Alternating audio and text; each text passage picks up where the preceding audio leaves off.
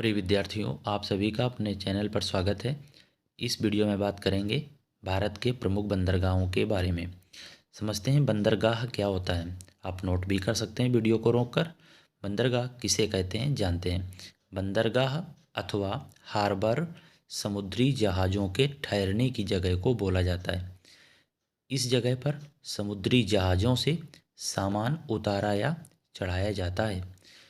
तो आप निष्कर्ष क्या निकला कि जहाँ पर सामान चढ़ाया या उतारा जाता है उस जगह को क्या बोलते हैं? बंदरगाह बोलते हैं। बंदरगाह को इंग्लिश में सी पोर्ट बोलते हैं। ठीक है, बात कर लेते हैं भारत में कितने बंदरगाह हैं। भारत में 13 प्रमुख और 200 छोटे बंदरगाह हैं। छोटे बंदरगाह को आप प्रधान बंदरगाह भी बोल सकते हो और बड़े बंदरगाहों को 13 प्रधान बंदरगाह या 13 प्रमुख बंदरगाह भी बोल सकते हैं। सर्वाधिक बंदरगाह कहाँ पर हैं? तो सर्वाधिक बंदरगाह महाराष्ट्र में हैं। छोटे बड़े मिलाकर 48 बंदरगाह हैं, जो कि भारत में प्रथम राज्य है सर्वाधिक बंदरगाहों वाला। दूसरे नंबर पे गुजरात, वहाँ पर 42 बंदरगाह हैं। अब बात करते हैं भारत के 13 प्रमुख बंदरगाहों के बारे में। इनका विभाजन किया गया है पूर्वी तट और पश्चिमी तट में। तो आप जानते हैं पूर्वी तट पर बंगाल की खाड़ी है और पश्चिमी तट पर अरब सागर है। अब पूर्वी तट पर भारत के 6 प्रमुख बंदरगाह हैं। कौन कौन से हैं जानते हैं और कहाँ पर हैं? तो पहला है पारादीप, ओडिशा में है। दूसरा है विशाखापट्टनम, आंध्र प्रदेश। तीसरा, चौथा, पाँचवा तमिलनाडु में है। नाम क्या है? चेन्नई एन्नौर बंदरगाह, तूतीकोरिन बंदरगाह। इसके बाद छठा है कोलकाता हल्दिया बंदरगाह। कहाँ पर है?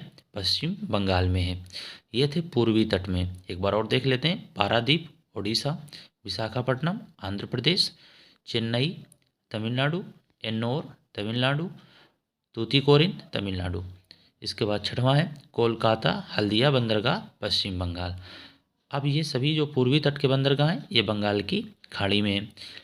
लेकिन याद रहे, जब कोलकाता हल्दिया पश्चिम बंगाल में पूछा जाता है तो ये हुगली नदी पर भी इसको माना जा सकता है। अगर विकल्प में बंगाल की खाड़ी नहीं है तो हुगली नदी को भी सही किया जाएगा। अब बात करते हैं पश्चिमी तट की। इसमें भी कितने हैं? 6 हैं। पहला है कांडला बंदरगाह, गुजरात में है। दूसरा है मुंबई, महाराष्ट्र में है। तीसरा है न्यावा सेवा, महाराष्ट्र में है। चौथा है मरमुगांव, गोवा में है।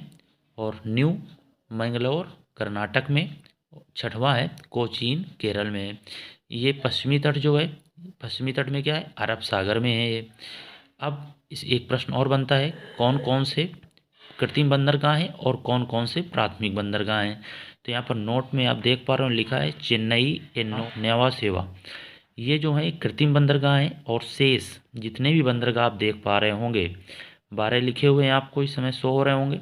तो 12 में से 9 बंदरगाह प्राकृतिक हैं और 3 बंदरगाह कृत्रिम हैं। कौन कौन से कृत्रिम हैं? चेन्नई एन्नौर न्यावा सेवा, ये क्या है? कृत्रिम बंदरगाह हैं। पश्चिमी तट, पूर्वी तट, अब आपको समझ में बातें आ चुकी होंगी। अभी आप देख लेते हैं 13 बंदरगाह लिखे थे तो एक बंदरगाह और है पोर्ट ब्लेयर बंदरगाह, जो कि प्राकृतिक बंदरगाह है, अंडमान और निकोबार द्वीप समूह में स्थित है। अब ऐसा नीचे की ओर बना हुआ है। इसका क्या मतलब है? इसका मतलब ये है कि सबसे छोटा प्राकृतिक बंदरगाह कौन सा है?